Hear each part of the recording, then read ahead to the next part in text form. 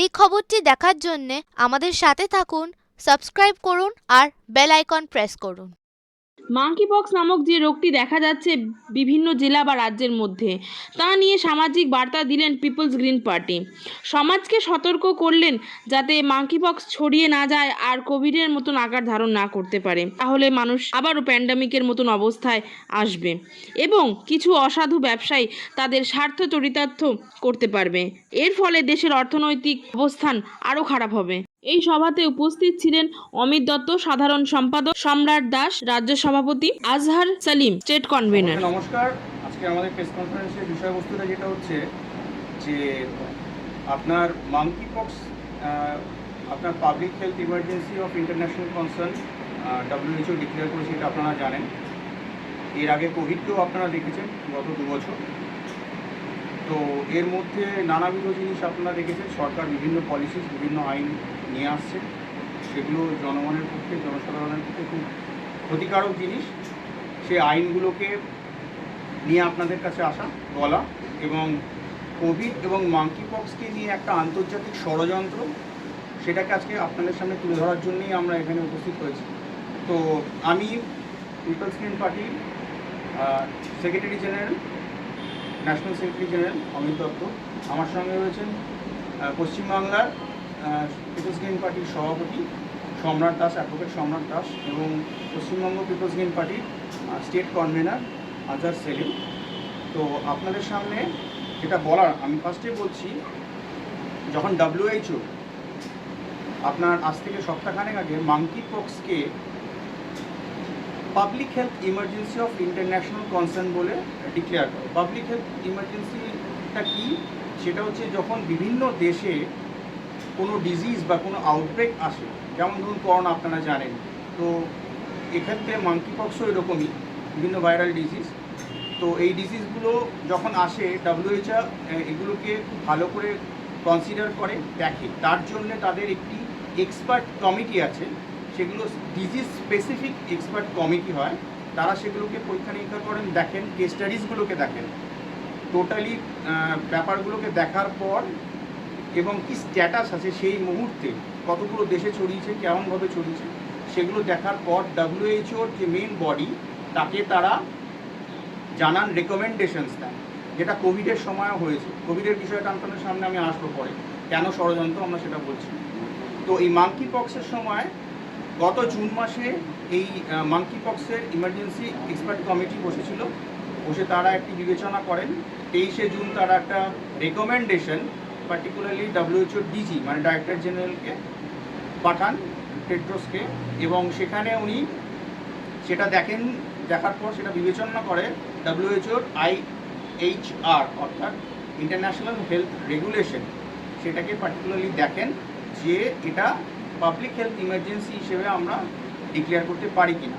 কিন্তু সেখানে সেটাকে রেকমেন্ডেশন ছিল যে না, পাবলিক হেলথ ইমার্জেন্সি হিসেবে এটা ডিক্লেয়ার হবে না। তার পরবর্তী ক্ষেত্রে এই জুলাই মাসে 2 জুলাইয়ের পর আবার একটি রেকমেন্ডেশন দেয় সেই মাঙ্কি পক্সের ইমার্জেন্সি কমিটি। তারা WHO ডিজিকে জানায় যে যেটা জুন মাসে আপনারা বলেছিলেন সেই জিনিসটাই আমরা সমস্ত স্ট্যাটাস সব কিছু দেখেছি, কিন্তু একই রকম স্ট্যাটাস আছে, সিমিলার স্ট্যাটাস, শুধুমাত্র রোগের সংখ্যা বেড়েছে। এই রোগটিতে যে মৃতর সংখ্যা, যেই সময় তারা এই রেকমেন্ডেশন দেন, মাত্র 5 জন ছিল। 16,000 আক্রান্ত সারা পৃথিবীতে, 75টা দেশে 5 জন মাত্র মৃত। তাও তারা বিভিন্ন রকম ক্লিনিক্যালি কম্প্রোমাইজ বলে তারা মৃত। তো সেক্ষেত্রে তারা যেটা বলছেন, এই ডিজিজ একদমই ফ্যাটাল নয়, খুব লো ফ্যাটাল এরিয়ে, মৃত্যুর সংখ্যাও খুব নগণ্য। কোভিডের ক্ষেত্রেও তারা এই ধরনের রেকমেন্ডেশন দিয়েছিলেন স্টার্টিংয়ে, কিন্তু কোভিডের ক্ষেত্রে IHR এর রেগুলেশন মেনে এটাকে প্যান্ডেমিক বলে, যেটা আমরা জানি, ডিক্লেয়ার করা হয়েছে। সেই প্যান্ডেমিক হিসেবে এটাকে ডিক্লেয়ার করা হয়েছিল। আসলে সেটা হচ্ছে আপনার public health emergency of international concern, সেটাকে প্যান্ডেমিক বলা হয়। কিন্তু এক্ষেত্রে যে নিয়মটা WHO তখন শুরু করেছিল এবং এখন যেটা তা করেছেন, WHOর যে পার্টিকুলার ডাইরেক্টর জেনারেল ছিলেন, উনি নিজে এটাকে নিজের অধিকার বলে পাবলিক হেলথ ইমার্জেন্সি বলে ডিক্লেয়ার করেছেন। অর্থাৎ এমার্জেন্সি কমিটি সায়েন্টিফিক যে ব্যাপারগুলো ছিল সেগুলোকে অবজ্ঞা করেই তারা এই জিনিসটাকে ডিক্লেয়ার করেছে। এবং কেন ডিক্লেয়ার করেছেন তার মতো অনেক কারণ। তারা ভ্যাকসিনের উপর জোর দিচ্ছেন, তারা ডায়াগনস্টিকের ওপর জোর দিচ্ছেন, তারা জোর দিচ্ছেন আর কি বিষয়ের ওপর না, কী করে ইন্টারন্যাশনালি মেজার্স করবো, কন্টেনমেন্ট মেজার্স করবো। তো এইগুলো প্রচুর অসঙ্গতি আছে। তাদের যে প্রেস বিজ্ঞপ্তি হয়েছে ডব্লিউএইচও ডিজি, তার মধ্যে সেটা স্পষ্টভাবে রিফ্লেকশন করছে। আমরা মনে করছি এই জিনিসটা, এই সিদ্ধান্তটা একদম অনৈতিক এবং আনএথিক্যাল। এই ধরনের সিদ্ধান্ত ডব্লিউএইচও করতে পারে না, এবং এই সিদ্ধান্ত তাদের যে অপারেটিং গাইডলাইন বা চলার সিস্টেম সেটারও বিরোধ করে। তো পিপলস গ্রিন পার্টি এটা তীব্রভাবে নিন্দা করছে এবং ভারত সরকারকে আবেদন করছে যে এই জিনিসটাকে তারা পর্যবেক্ষণ করুন, কারণ কোভিডের সময় তারা এটা করেননি, এটাকে অন্ধভাবে ফলো করেছেন, দেখেছেন, যার ফলে আমাদের ভারতবর্ষকে একটা চূড়ান্ত মানে অরাজক অবস্থা দেখতে হয়েছে। লকডাউন, ইকোনমিক ক্রাইসিস, এই টোটাল জিনিসগুলো এখানে দেখতে হয়েছে। এর ফলে আজও আমরা সেই ইকোনমিক ক্রাইসিসের প্রবলেমে ফেস করছি।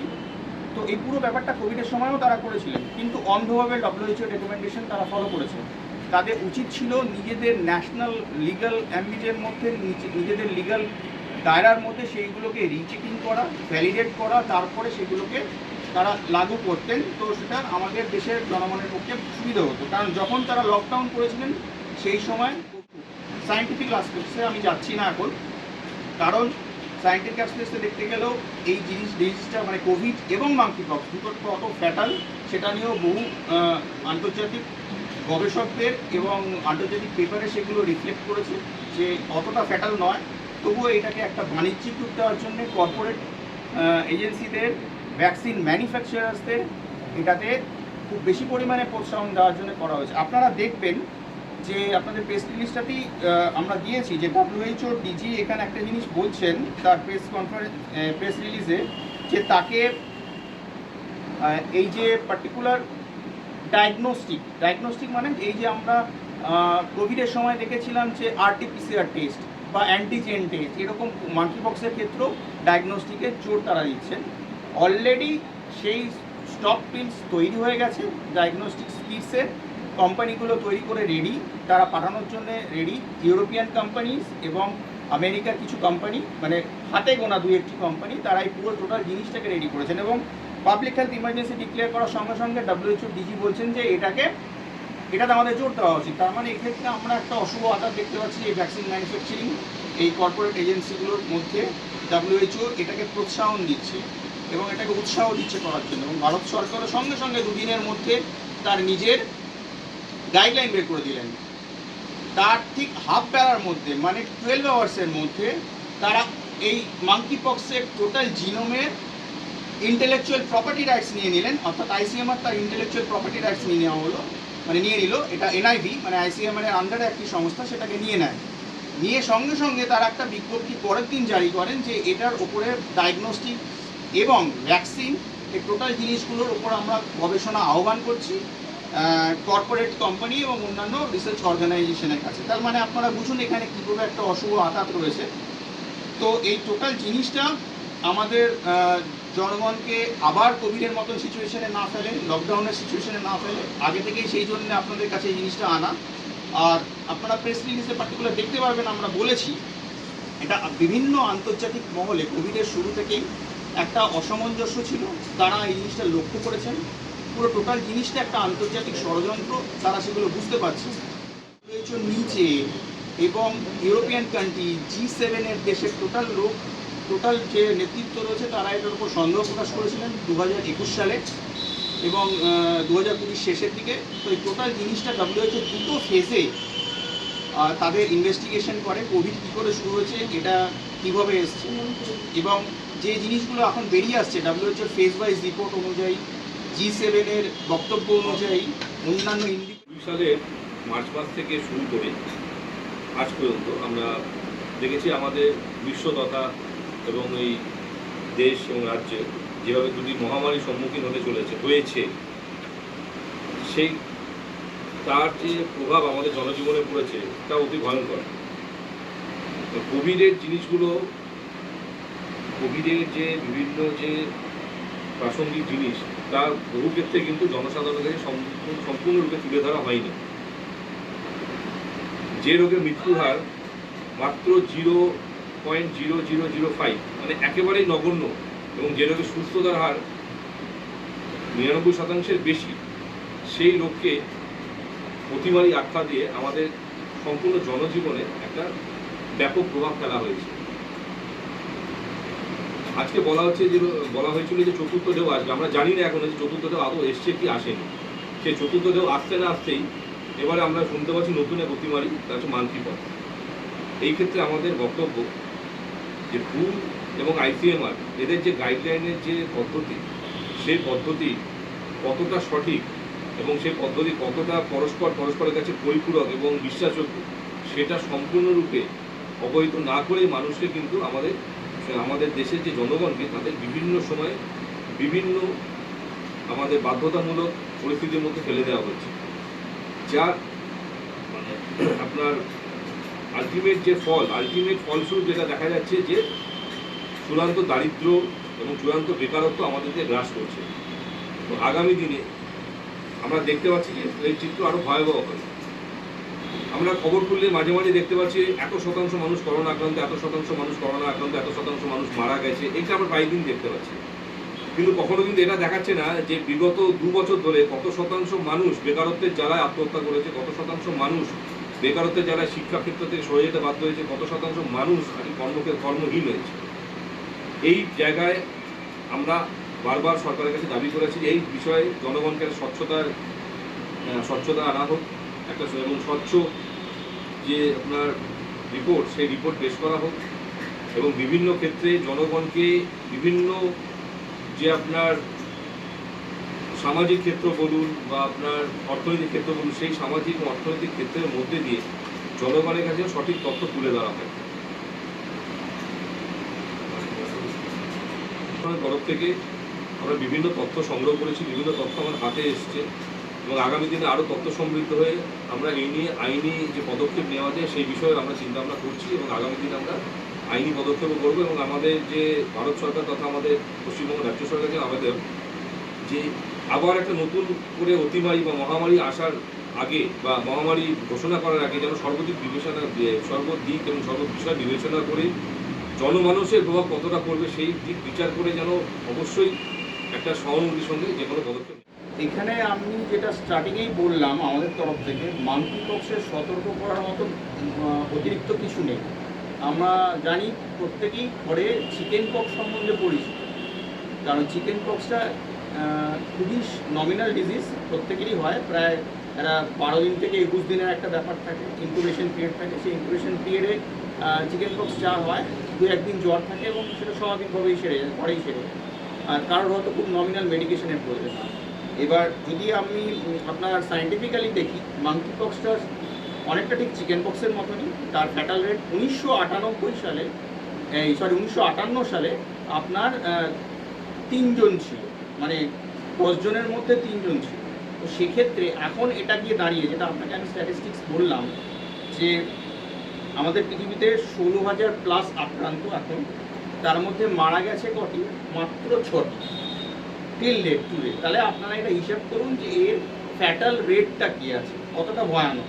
এক, দ্বিতীয় হচ্ছে এটা সংক্রামক, কিন্তু সংক্রমণটা স্পেসিফিক সংক্রমণ হয়, মানে তারা WHO যদি গাইডলাইন দেখেন বা অন্য রিসার্চ গাইডলাইন্সগুলো যদি আপনি দেখেন, সেই মাঙ্কি পক্স আফ্রিকাতে 1958 সাল থেকে হয়ে আসছে, ওয়েস্ট আফ্রিকান কান্ট্রিজগুলো। তো সেখানে দেখা গেছে কিছু স্পেসিফিক লোকের ক্ষেত্রেই এই সংক্রমণটা হয়। মানে আজকে যদি আমি আক্রান্ত হই, তো আমি যদি ঠিকঠাকভাবে বাড়িতে কন্টেনমেন্ট থাকি, যেরকম নর্মালি পক্সের ক্ষেত্রে আমরা কন্টেনমেন্ট থাকি, কিন্তু এই ক্ষেত্রেও যদি ওরকম ঘরে আলাদা একটা জায়গায় থাকা হয়, তাহলে দেখা যাবে যে অতভাবে ছড়ায় না। কারণ কি, মাঙ্কি পক্স, চিকেন পক্স বা অন্য ধরনের যে পক্সগুলো রয়েছে, কাউ পক্স, তো সেগুলো সাধারণত ডাইরেক্ট কন্ট্যাক্টেই বেশি ছড়ায়।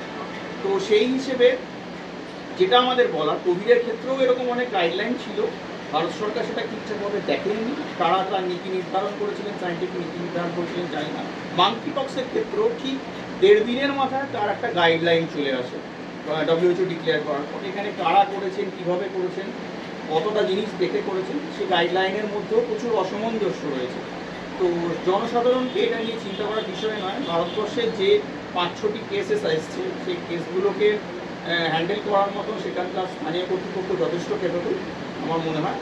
তো এক্ষেত্রে অতিরিক্ত সতর্কবার্তার কোনো প্রয়োজন নেই, কারণ এটা আমরা মনে করছি অতিরিক্ত সতর্কবার্তাটাকে দেওয়া বা নিয়ে আসা মানে এই কর্পোরেট কোম্পানিগুলোকে ভ্যাকসিন থেকে শুরুগুলো সব কিছু ইয়ে করা, কারণ কি এগুলো আপনার মিডিয়াতে আসবে, অন্য জায়গাতেও আসছে, তারা জানছেন, জানার ফলে কি হচ্ছে যে তাদের মধ্যে একটা ফোবিয়া ক্রিয়েট হচ্ছে, যেটা কিনা লেস ইম্পর্টেন্ট ডিজিজ, সেই ডিজিজটাতে তারা ফোবিয়াগ্রস্ত হবেন এবং এইটাকেই কর্পোরেট এজেন্সিগুলো সুযোগ নিচ্ছে, সুবিধা নিচ্ছে এবং ভারত সরকার এবং অন্যান্য ইয়েদের সঙ্গে মিলে ভ্যাকসিনের চাহিদাগুলোকে ক্রিয়েট করছেন, কৃত্রিম চাহিদা ক্রিয়েট করছেন, ডায়াগনস্টিকের কৃত্রিম চাহিদা ক্রিয়েট করছেন, করে তাদের ব্যবসাগুলো এবং তাদের স্বার্থ চরিতার্থ করছেন। আপনি বললেন যে মাঙ্কি পক্সকে সামনে রেখে ইন ফিউচার যাতে গভর্নমেন্ট লকডাউন যাতে না করে দেয়, তার জন্য কি আপনারা পাবলিকের কাছে যাবেন? হ্যাঁ, তার জন্য আমরা পাবলিকের কাছে আগে থেকেই যাচ্ছি। মাঙ্কি পক্সটা তো এই গত মাসে শেষের দিকে ডিক্লেয়ার হয়েছে পাবলিক হেলথ ইমার্জেন্সি, কিন্তু তার আগে থেকে আমরা পাবলিকের কাছে যাচ্ছি, জিনিসটা পৌঁছচ্ছে এবং আগামী দিনেও যাব, এইভাবেই লোকের কাছে নিয়ে যাব। আজকে আপনাদের মাধ্যমেও যাব, আমরা নিয়ে বলবো।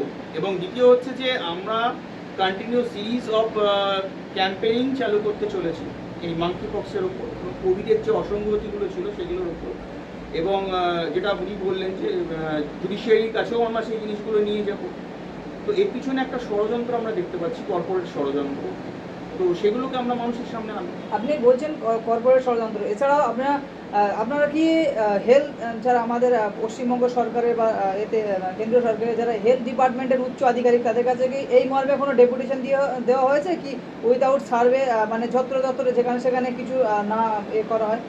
হ্যাঁ, এক্ষেত্রে আমরা কোভিডের ক্ষেত্রে বেশ কয়েকবার করেছি, আমরা জানিয়েছি। মাস্কের ক্ষেত্রে জানিয়েছিলাম যে মাস্কের যে খুব বেশি বাড়াবাড়ি হচ্ছিল, কারণ আমরা যখন আরটিআই করি আইসিএমআর আন্ডার একটা ইনস্টিটিউশন যেটা পার্টিকুলার ভাইরাস নিয়ে কাজ করে না, NIV, national institute of virology, তো তারা আমাদের আরটিআই রিপ্লাইতে বলেছেন যে মাস্কের যে স্পোরোসিটিগুলো থাকে, সেই স্পোরোসিটি আর ভাইরাসের যে সাইজ, তার মধ্যে হেল অ্যান্ড হেভেন ডিফারেন্ট।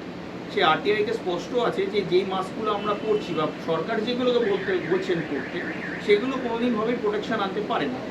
এবং যেগুলো ভ্যাকসিনস এবং অন্যান্য মেজারের ক্ষেত্রে গভর্নমেন্ট বলেছিল, তো আমরা বহু জায়গায় ডেপুটেশন দিয়েছি। শিক্ষাকর্মীদের ক্ষেত্রে অসুবিধা হচ্ছে, সেখানে আমরা ডেপুটেশন দিয়েছি। বিভিন্ন অফিস কাছারিতে সেখানে আমরা সেই কর্তৃপক্ষগুলোকে জানিয়েছি। আমরা মিনিস্ট্রি অফ হেলথকেও জানিয়েছি, এখানে রাজ্য সরকারকেও আমরা জানিয়েছি। আগামী দিনে মাঙ্কি পক্সের ক্ষেত্রেও কী জিনিসগুলো সরকারের নজরে আনা উচিত, তাদের পর্যবেক্ষণে আনা উচিত, যে এটাকে যেন একটা হিস্টেরিয়া ক্রিয়েট হয় পাবলিকের মধ্যে। তো সেই ধরনের জিনিসও প্রপোজাল আমরা আগামী দিনে রাজ্য সরকারের স্বাস্থ্য দপ্তরকে নিশ্চয়ই আমরা পাঠাবো।